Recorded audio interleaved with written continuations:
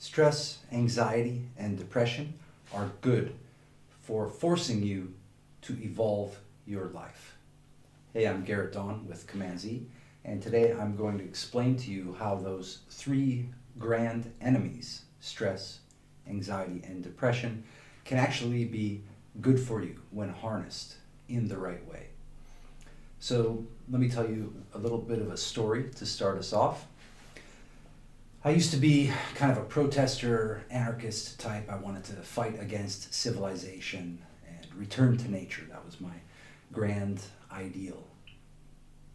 So everywhere I looked, I saw an enemy. Everywhere I looked, I saw something that upset me.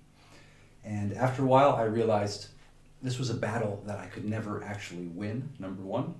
And number two, I realized that I was constantly stressed out, full of anxiety, and then waffling between that anxiety that was almost unbearable and then a sense of depression. Now, fast forward for a moment, I don't even use those words any longer to describe what I experience in my own body and in my own life, and I also don't allow my clients to use those terms because the terms are very deceptive and they can send you down a very destructive road that will make it impossible for you to evolve your life by harnessing the powers of stress, anxiety, and depression. So just a word of warning.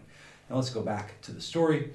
I was trying to protest, trying to fight, trying to go against all forms of authority and oppression, and after a while I started to see that black hole of oppression everywhere I looked. And there was not one moment of my life that was actually deeply joyous or where I was content or where I was happy and satisfied with myself or with any of my experiences in the world. At some point, I started to realize I must be missing something. There must be something wrong with the way that I'm interpreting existence, with the way that I'm experiencing my life.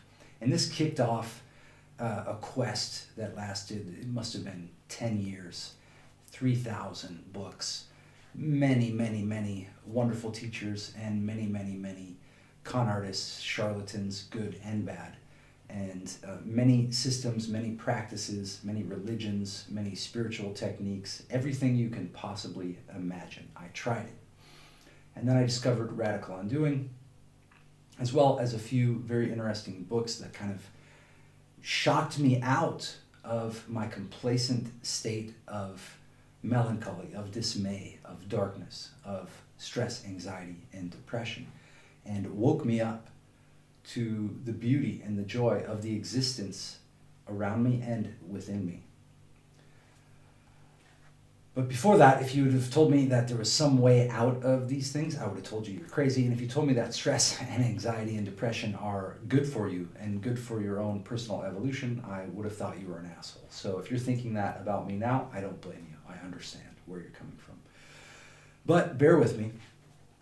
When you learn to come back home to your body, to experience the things that you're currently calling stress, anxiety, and depression, you're going to notice those are describing a wide range of textures and experiences and events that are occurring in your body over time. They don't last forever, and they're there to communicate something very important and very powerful to you. Number one, they're there to let you know that there's something that you're missing. There's something more to life, and you are not currently aware of it. Number two, I've at times described anxiety as unused fun or unused potential that's starting to rot inside you.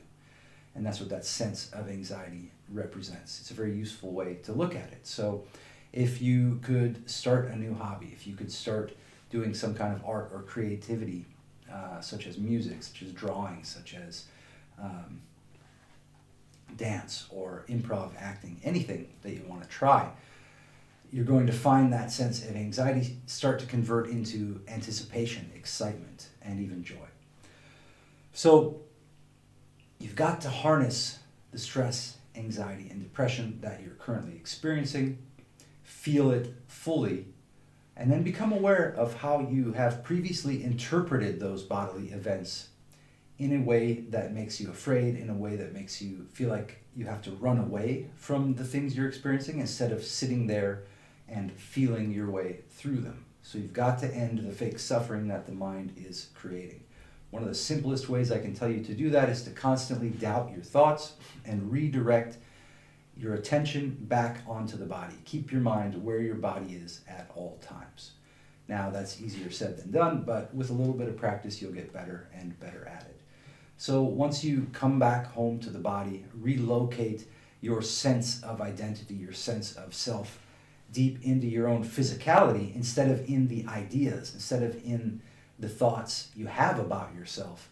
You're going to feel a lot more grounded, a lot more stable, and a lot more at home and at peace wherever you are in the world and whatever's going on outside you. That's what happened to me. I finally stopped wanting to destroy civilization, stopped wanting to fight against all these forces that I thought were against me and against all of us and against all the animals and plants of the world. Now, yes, there is oppression out there. Yes, there are people suffering. But me spending my time in a stressed, anxiety-ridden, panic-ridden, depressed state wasn't helping anyone.